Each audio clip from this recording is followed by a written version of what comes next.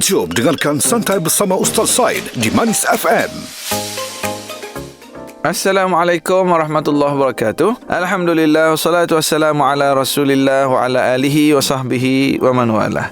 Bersama saya lagi dalam Santai bersama Ustaz Said Muhammad Nur Hisham bin Tuan Padang. Terima kasih pada sahabat-sahabat pendengar Radio Manis FM, Gaya Pantai Timur. Okey, kebetulan sekarang ni musim ibadat korban. Banyak juga kita tengok dalam grup-grup WhatsApp, siapa nak sembelih lembu, nak ambil bahagian. Ada anjuran pihak-pihak masjid surah, ada ma'had tahfiz dan mana-mana sedang kempen ajak masyarakat buat ibadah korban ni. Alhamdulillah, banyak rezeki Allah Ta'ala beri pada kita. Moga-moga kita sama-sama menyertainya. Cuma sebelum tu saya nak sebut sikit, apa makna korban sebenarnya? Dalam bahasa Arab, korban ni dia asal perkataannya perkataan Arab. Korban ni Qaruba tu apa? Dekat.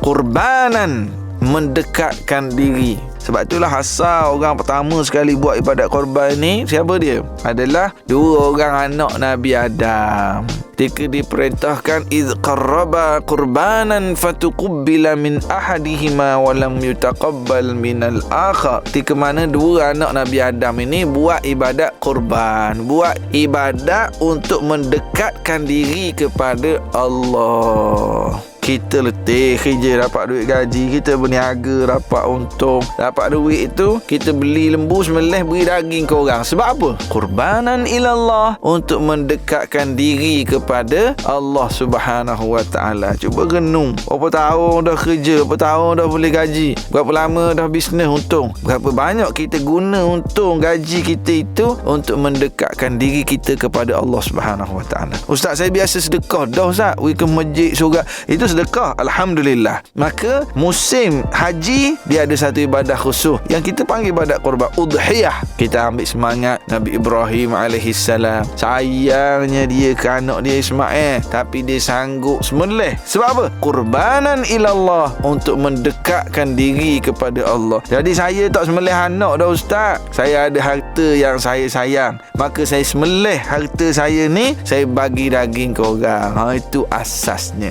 Okey, itu berkenaan dengan makna perkataan korban. Cuba renunglah sahabat-sahabat pendengar. Orang muda boleh buat. Orang, Ustaz saya tak kahwin lagi, boleh tak nak ambil bahagian korban? Boleh sangat. Ustaz saya tak kaya pun, tapi saya nak ambil. Boleh, ikut kadar kemampuan kita. Okey, ada beberapa isu berkait dengan ibadat korban. Yang pertama, kadang-kadang ada kawan-kawan kita dia promosi buat ibadat korban di Kemboja, buat ibadat korban di mana lagi, di Mindanao, buat ibadat korban di Sudan, di Palestin. Okey, alhamdulillah ada orang yang bantu ni. Tapi yang jadi isunya apa dia? Yang sedihnya kadang-kadang di dalam masyarakat sampai bermasam muka. Dia tu pergi buat jauh-jauh Kemboja. Kat kampung kita orang miskin ramai lagi tak boleh rasa makan daging. Jadi isu yang pergi buat di Kemboja, dia kata kita ni duk fikir diri kita je.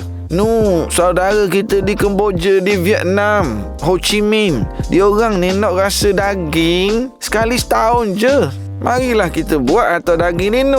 Ni kata, berapa pergi jauh-jauh? Kita di Malaysia ni ramai lagi orang miskin tak boleh rasa daging. Bala, masam muka, kata nak buat ibadah. Maka sahabat-sahabat pendengar dikasih sekalian, mana yang lebih afdal sebenarnya? Kita buat jauh, Kemboja, Vietnam mana? Ataupun kita buat di kampung kita di Malaysia ni, mana lebih afdal? Banyak jawapan tu. Banyak jawapan. Yang buat di kata di dalilnya, yang buat sini kata sini. Maka jawapannya sahabat-sahabat pendengar dikasih sekalian, yang paling afdal yang mana?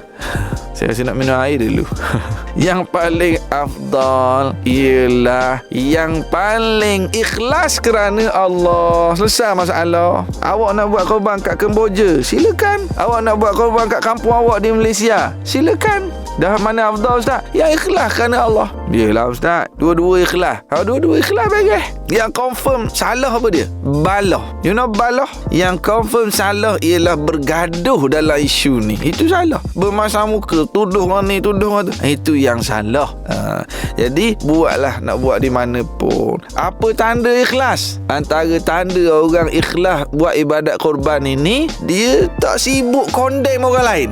Dia nak buat ibadat korban kapung dia sini. Ada kawan pergi buat Kemboja. Dia kata tak apalah, pergilah sana, aku nak buat sini. Selesai. Dia tak condemn orang. Yang buat kat Kemboja, Allah, dia tu buat kat kapung dia tu orang kaya semua dah. Ada orang ikhlas ni, dia tak sibuk condemn orang lain. Cuma janganlah jadikan ibadat korban ini sebagai bisnes pula. Nah, itu dia markup situ, markup sini. Ni kena hati-hati juga. Sebab itulah asasnya Allah Ta'ala sebut dalam Al-Quran, lan yanalallaha luhumuha wala dima'uha walakin yanaluhu taqwa minkum. Tak akan sampai pada Allah daging, darah. Yang sampai ialah taqwa, yang sampai ialah keikhlasan. Ada juga orang kita, dia punya ayat tu power. Saya ni buat ibadat korban tak banyak sangat. Saya duduk biasa buat 4 ekor je tiap-tiap tahun. Ayat yang bunyi tawaduk je. Saya tak banyak, saya cuma buat 7 bahagian je. 2 bahagian Kemboja, 5 bahagian Palestin. Kita Ustaz, dia khabar tu bukan nak nunjuk, dia nak semangat ke orang lain supaya buat juga. Alhamdulillah, kalau gitu comel lah. Tapi Allah tahu hati masing-masing. Kemudian seterusnya, berkait dengan ibadat korban, kadang-kadang ada di kalangan kita, dia duit banyak. Berapa sebahagian? Let's say katakanlah 500. Okey, 3,500 saya nak ambil seekor lembu lah. Mana saya pun transfer duit ke akaun masjid 3,500. Okey, transfer. Lepas tu tak nampak pun muka dia. Sidang pendengar dikasih sekalian, sembelihlah juga ego di hati-hati kita. Mungkin kita banyak duit, kita pangkat besar, kita rasa tak ambuh turun duduk sekali dengan orang yang urus lembu. Kita ambil dah bahagian, bayar dah duit, sembelih juga ego dalam hati tu. Gi turun sama, gi cara ke lembu sama, gi cara ke daging sama, duduk sama dengan masyarakat potong daging. Tu saya kata tadi sembelih ego juga. Bukan sekadar beri duit lepas tu senyap lagi. Tak Ustaz, dia ni tak boleh tengok darah Ustaz. Kalau tengok darah pesang lalu. Isteri dia kahwin dulu pun dia pesang 2 minggu. Kalau dia ni ada masalah, problem, tak boleh tengok darah, itu tak apalah. Itu cerita lain. Ataupun Ustaz, saya makcik ni tak ada dah suami, tak ada dah. Jadi makcik ambil bahagian nak turun lelaki ramai bolok. Jadi makcik segan, suruh anak-anak lelaki kita pergi wakil. Kita maksudnya involve, kita terlibat sama dalam ibadat korban itu. Ataupun dia ni Ustaz, saya orang muda lagi kan, comel-comel sangat pergi kat lembu, tukar sembelih kena tangan pula sembelih duk tengok ke saya. Tu pun kita tak nak juga. Memanglah sunat kita pergi tengok darah tu jatuh, Nabi suruh Fatimah tengok.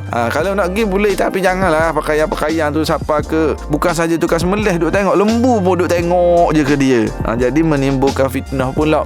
Biarlah ibadah korban ini betul-betul menjadi ibadah yang betul-betul menjadi kurbanan ilallah, mendekatkan diri kita pada Allah, dan juga menyembelih ego-ego, menyembelih kecintaan kita pada dunia untuk kita taqarruban ilallah, mendekatkan diri kepada Allah. Dan nak pesan, tukar sembelih tak boleh pakai kasut. Kita nak ingatkan pada tukar sembelih, tak boleh nak sembelih lembu pakai kasut.